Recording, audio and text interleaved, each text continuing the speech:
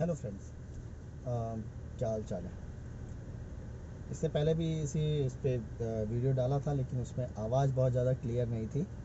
तो लोगों ने सजेस्ट किया कि नहीं, फिर से आप वीडियो डालिए इस बारे में। तो आज फिर सेम मुद्दे पे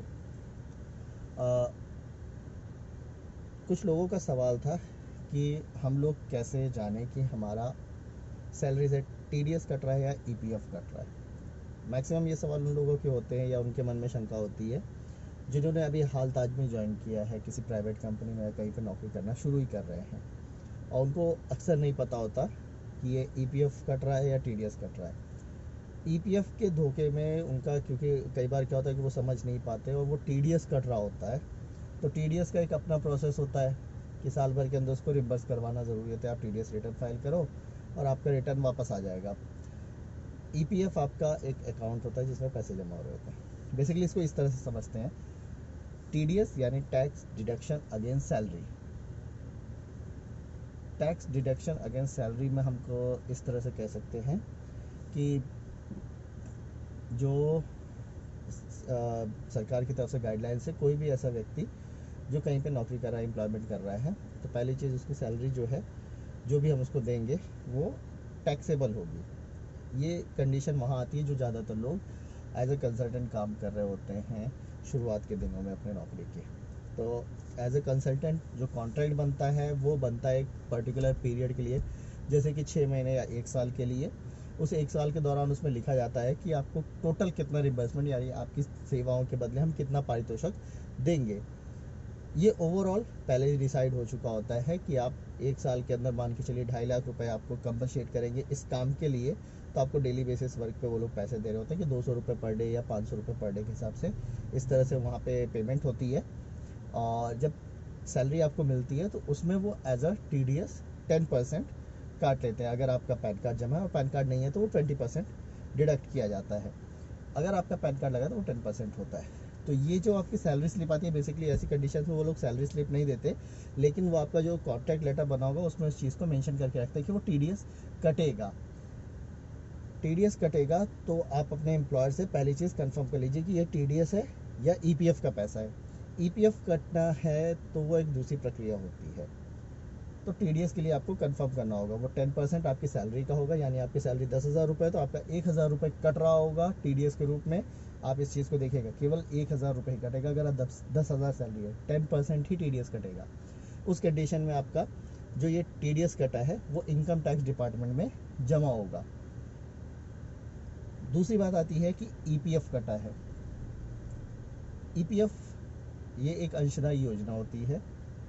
बेसिकली इसको इस तरह से समझिए कि कोई भी जॉब करने आप जा रहे हैं तो जो नियोक्ता होता है, मतलब आपका एम्प्लॉयर होता है, वो भी जितने अपने एम्प्लॉयज़ होते हैं वो उसके यहाँ पे परमानेंट होते हैं।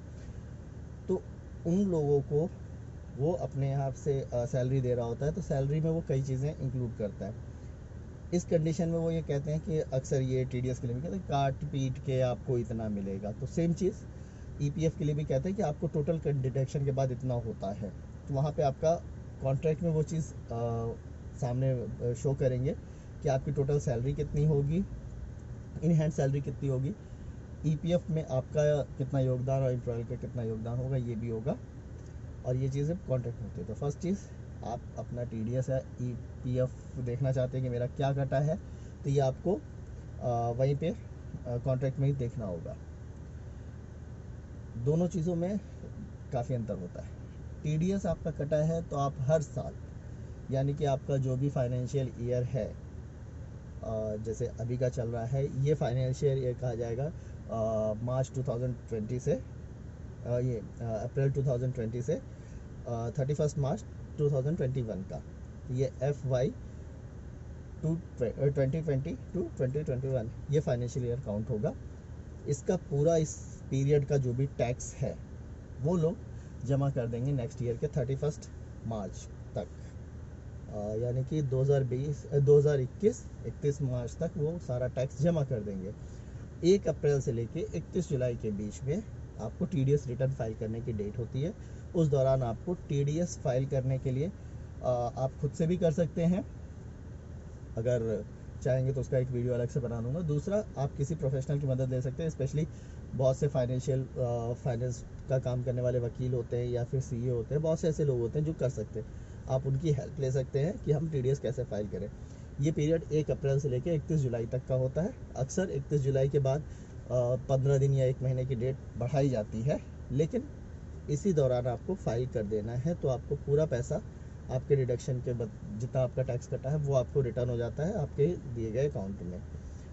अगर आप मिस कर जाते हैं तो जो टीडीएस है, फिर आपके पास एक ऑप्शन होता है 31 दिसंबर तक आपको 5,000 रुपये की पेनाल्टी के साथ में आप फिर से फाइल कर सकते हो, लेकिन तब 5,000 रुपये आपकी पेनाल्टी लगेगी जो आपको जमा करना होगा।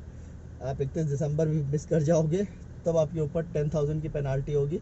31 मार्च 2022 तक आप उसको फिर से रिटर्न फाइल कर सकते हो। यानी कि अगर आपका टोटल टीडीएस अमाउंट बना है 10,000 के आसपास, तो 31 दिसंबर तक आपको 5,000 रुपये देने पड़ेंगे और 31 मार्च तक आपको पूरे 10,000 रुपये देने पड़ेंगे, तब आपका रिटर्न फाइल होगा। तो इसलिए टाइम से रिटर्न फाइल कर देना चाहिए। दूसरी बात, जो ईपीएफ होता है, अब ईपीएफ के बारे में बात करते हैं। तो जो ईपीएफ होता है, ईपीएफ का अकाउंट वो गवर्नमेंट की तरफ से हैंड ओवर किया जाता है। इसको अंशदायी योजना के नाम से जाता है। ईपीएफ अकाउंट्स होते हैं, खासतौर पे इसका पिछले कुछ समय में काफ़ी प्रचलन हुआ है। जब भी आपका जॉब लग गई है, उसके बाद आपकी सैलरी मिलती है, सैलरी स्लिप में इस चीज़ को डिडक्ट किया जाता है कि आपका ईपीएफ अकाउंट या UAN number, unique account number क्या है, यूएएन नंबर उसको कहा जाता है। तो ये यूएएन नंबर होता है। यूएएन नंबर में आपने एक से ज़्यादा 2, 4, 10 जहाँ पे भी जॉब की है, वो आप सब जगह एक ही यूएएन नंबर दे सकते हैं। तो वो सब लोग जितने आपके एम्प्लॉयर्स होंगे वो सारा केवल उसी यूएएन नंबर पे अपना पैसा ट्रांसफ़र कर सकते हैं, वो उसी में डाला करेंगे। वो एक ही यूएएन से हर जगह पे आपका काम चल जाएगा। लेकिन आप किसी एक खास जगह पे काम कर रहे हैं तो वहाँ पे एक ही यूएएन चल रहा होगा। तो इसमें आपका जो ईपीएफ होता है, ईपीएफ के साथ एक पैसा होता है एनपीएस का भी, वो इस अकाउंट में जमा हो रहता है। यूएन के बारे में और जानकारी चाहते हो तो ये आई बटन पे क्लिक कर सकते हैं। यूएन एक्टिवेट कैसे करना है और जो पैसे निकालने होते हैं तो ये कैसे निकाल सकते हैं, इस सब के बारे में मैंने एक वीडियो बनाया हुआ है, वो आई बटन पे आप क्लिक करके और उसके बारे में जान सकते हैं। तो फिलहाल बस तब तक के लिए इतना ही। बेसिकली सबसे ज़रूरी चीज़ होती है कि टीडीएस और ईपीएफ के अंतर को समझना, क्योंकि टीडीएस का पैसा अगर कट गया और उसका एक टाइम होता है, वो टाइम बीत गया तो आप वो रिटर्न कभी नहीं मंगा सकते हो। लेकिन ईपीएफ का पैसा हो, क्योंकि वो आपकी भविष्य निधि के रूप में जाना जाता है, तो आप भविष्य की निधि के रूप में उसको संचित किया जाता है, जमा किया जाता है, तो ये आपके पास, तो आप कभी भी इसको यूज़ कर सकते हो। बेसिकली वो पेंशन के रूप में भी आप पैसा ले सकते हो या फिर और भी चीज़ों के बारे में। लेकिन टीडीएस के पैसे के लिए खास तौर पे जागरूक रहना चाहिए। अगर आपका टीडीएस कटा है, टैक्स कटा है, तो उसके टाइम पीरियड्स, कब कब हम ये अमाउंट मंगा सकते हैं और कब कब ये चीज़ें कब कब हमको फाइल करना है, ये सारी चीज़ें हमको जानकारी में होना चाहिए। तो अगर आपने नई जॉब की है तो आप अपने एम्प्लॉयर से ज़रूर पूछिए कि मेरा टीडीएस कट रहा है या ईपीएफ कट रहा है। अगर टीडीएस कट रहा है या पिछले साल में कटा है तो अभी आप जागरूक रहिए, क्योंकि ये टाइम अभी चल रहा है, ये टीडीएस फाइल करने का चल रहा है। तो आप ज़रूर पता कीजिए। आपको फॉर्म 16A भी मिला होगा, और फॉर्म 16A मिला है तो वो आपके टैक्स के लिए है और आपको मिल चुका है, तो आप जल्दी से जल्दी किसी ऐसे व्यक्ति से संपर्क कीजिए जो टीडीएस फाइल करता हो, रिटर्न फाइल करता हो, ताकि आप अपना पैसा रिटर्न मंगा सको। ठीक है, तब तक के लिए जय हिंद।